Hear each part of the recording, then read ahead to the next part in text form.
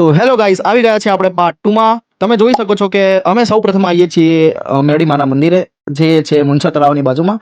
જો છે આ છે અમારું મુનસર તળાવ અને સામે દૂર છે મેરડીમાનું મંદિર.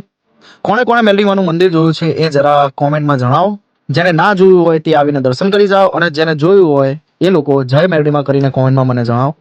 અને આ મંદિરનો ઇતિહાસ શું છે જેને ખબર હોય એ બી મને કહેજો, કેમ કે મને એટલો ખ્યાલ નથી.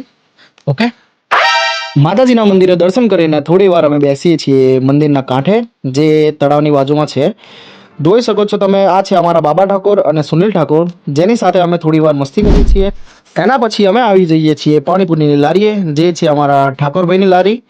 તમે જોઈ શકો છો એ કેટલી ટેસ્ટી પાણીપુરી બનાવે છે. જ્યાં જેણે પાણીપુરી ખાધી હોય અને જેને જેને ગમી હોય તે લાઈક કરો અને કોમેન્ટ કરજો કે આ પાણીપુરી આપણા વિરમગામમાં સારી છે કે નથી સારી.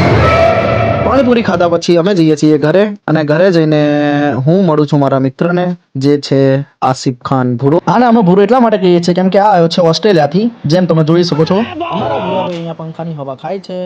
જેના પછી અમે આ વ્લોગને કરીએ છીએ અહીંયા એન્ડ. જો અમારો વ્લોગ સારો લાગ્યો હોય તો અમારા પેજને ફોલો કરો અને અમારી ચેનલને સબસ્ક્રાઇબ કરો અને શેર કરો અને જરૂરથી કોમેન્ટ કરો.